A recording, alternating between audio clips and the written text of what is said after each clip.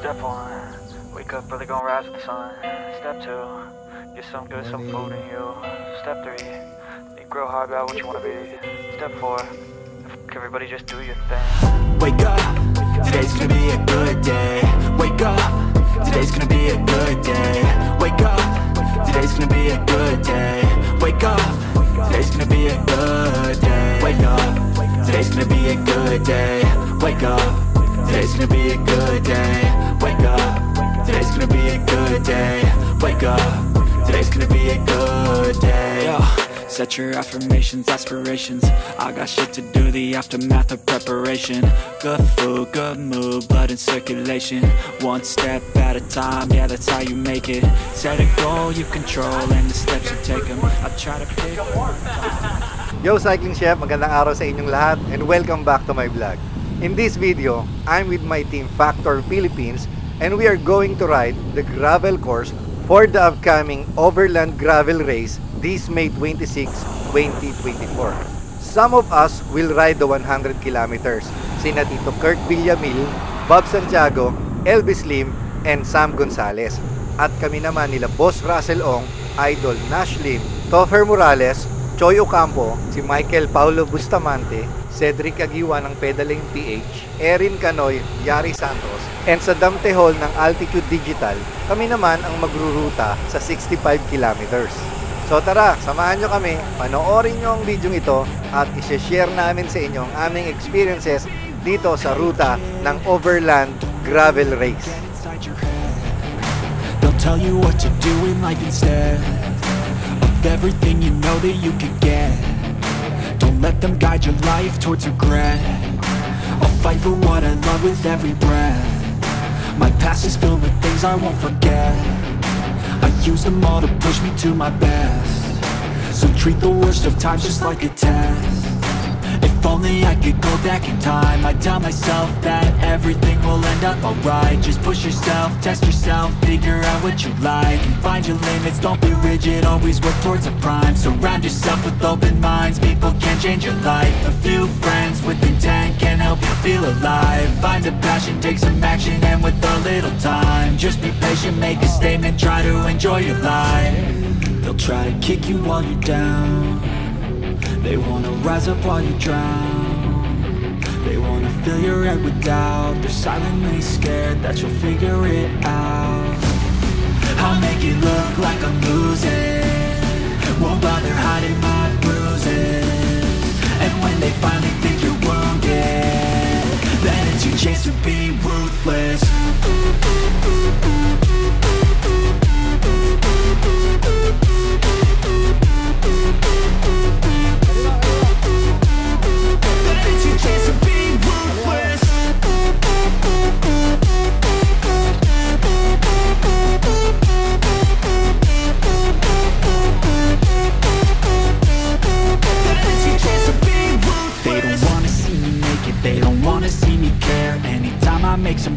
I can see that they compare. I think everyone's against me, maybe something in the air. Am I paranoid? I swear a void is forming and they're scared. I walk a straight path, not many can say that. I like to play fast, cross me and there's payback. You better pray that I don't see your face at any place that I go. I know you hate that. I've been doing fine, I'm not wasting any more time.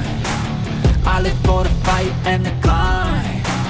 I think that the pain that's deep inside is what defines. So I won't give up, I'm gonna make it to the top. I don't care what's in my way, I swear I'm never gonna stop. I could fall flat on my face and I swear I will get back up. Cause I don't deserve a thing and the road ahead is tough. They'll try to kick you while you're down.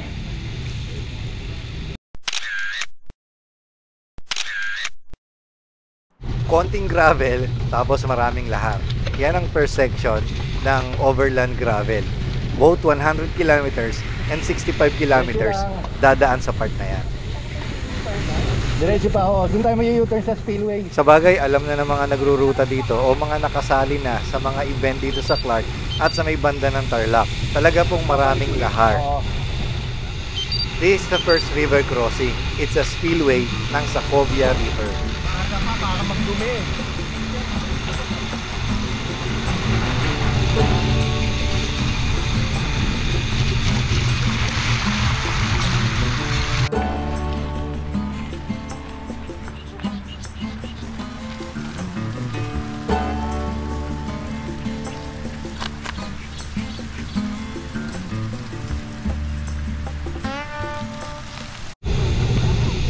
Camera. Dito nag-uunahan yung mga magruruta ng 100 kaya medyo bumibilis yung aming pacing, parang hindi kami nag-track read.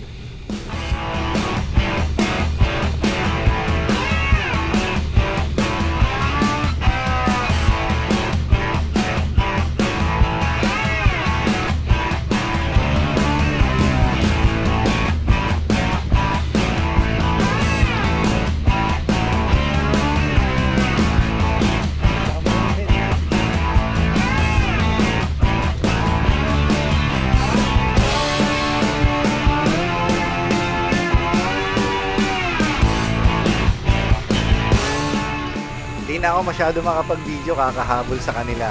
Kaya panoorin nyo na lang yung 100 kilometers track read namin ni Idol Brian Locsin.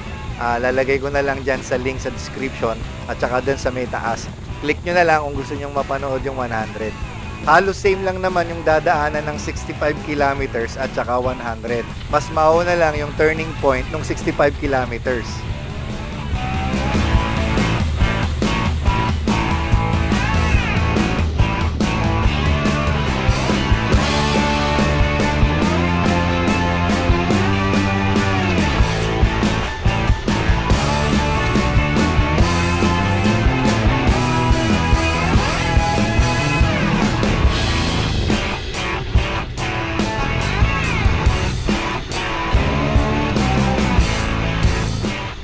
This is the second river crossing dun sa may sitio Batson.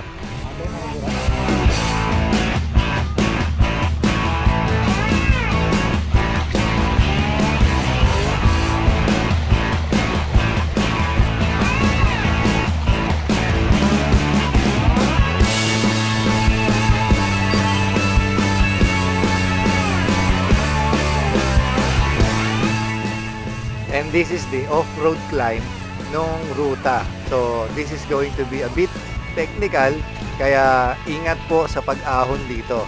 Pero meron akong video na halos full climb nito, panoorin nyo na lang din doon sa 100 kilometers. Again, naghahabol ako dito kaya hindi na ako masyadong nakapag-video.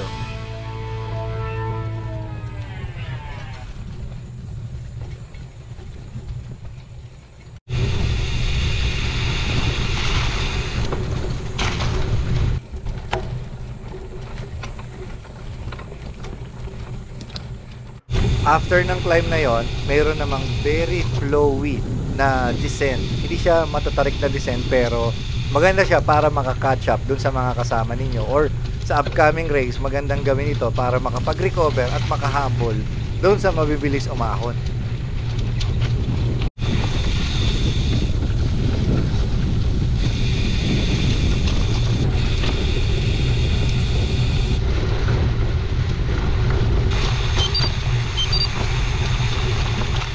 Dito na kami naghintayan sa ilalim ng NCC Road. Bali, dito na kami sa may Bamban Tarlac. Send lang daw si Sid eh. Makita niyo yung send lang ni Sid.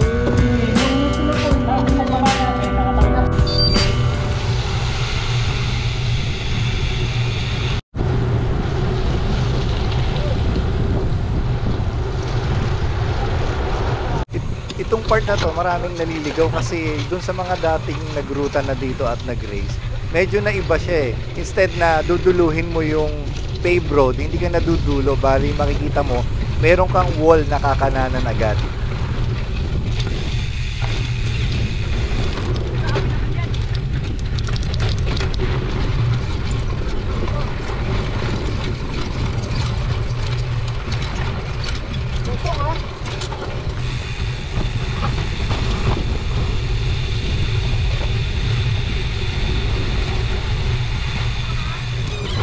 This is one of my favorite parts dito sa ruta na to. Isang mahabang off-road dito sa may gilid ng Sacovia River sa may Bamban Tarlac.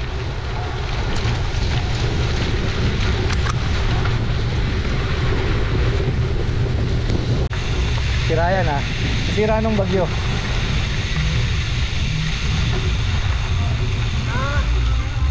Koy, makilabas po Koy. Makilabas po.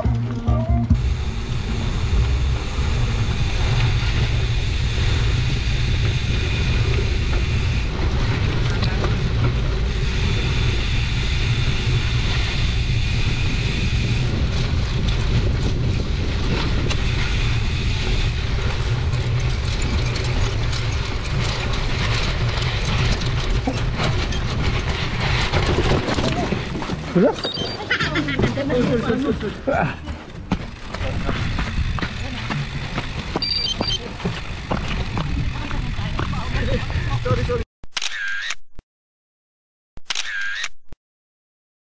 Yun, since sumempla nga ako, picture na rin kami para dun sa napakaganda at epic na view.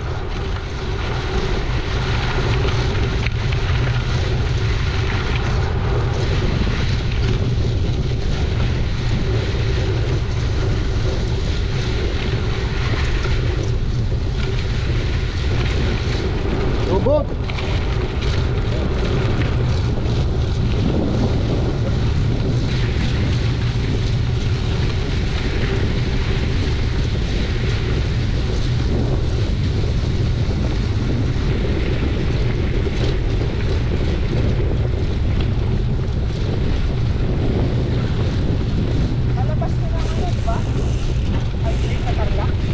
Hindi na.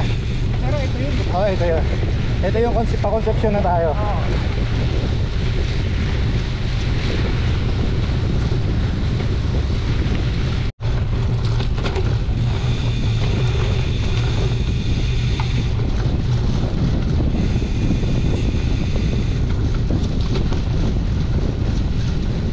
Palagay ko dapat kumaliwa na dito.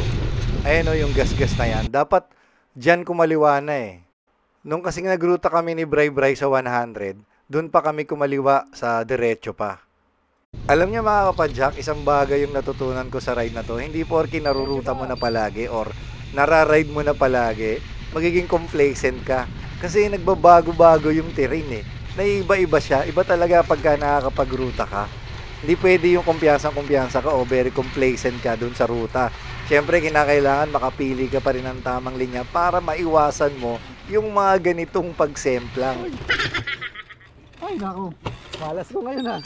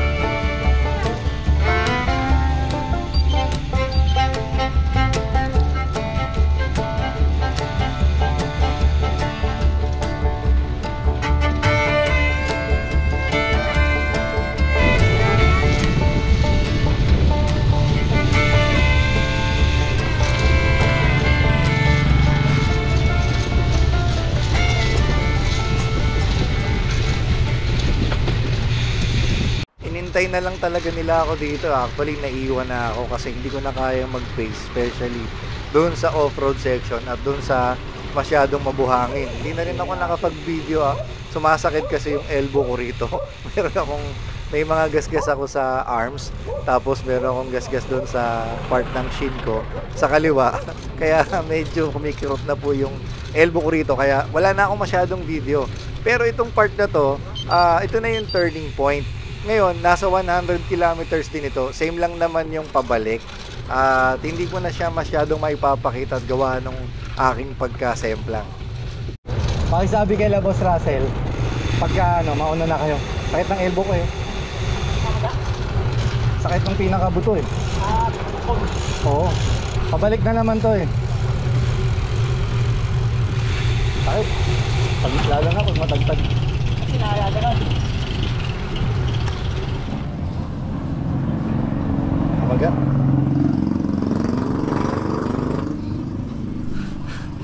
Malas.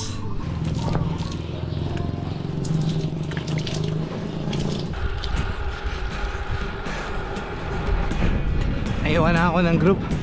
Sakit ng elbow ko. Malas. 65 na to. Bali, same lang naman nung finish nung 100. Hindi na ako makapag-vlog. Buti pabalik na naman ito at kabisado ko na yung mga part na to. Dito makakasabay ko pa sila actually. Bali, iniwasan ko na yung mga off-road section, pero sa mga faves, makakasabay ko pa sila kasi umiiwas nga ako dun sa mga off-road. There are the things I want to know. Secrets start in your heart so slow. But if you don't wanna tell me now, I guess I'll never know. Losing almost all my energy. Sir, salamat sir. Sir, salamat ng marami. It's getting hard to talk to you and I'm the only one. Yun, salamat sa Diyos at nakauwi pa rin ng ligtas at natapos naman namin yung ruta. At yung mga nag 100 kilometers, nakabalik na rin sila. If you like this content, please give it a thumbs up. At kung di pa po kayo na-subscribe, please do subscribe on my YouTube channel. Ride safe, eat healthy. God bless you all. This is the Cycling Chef.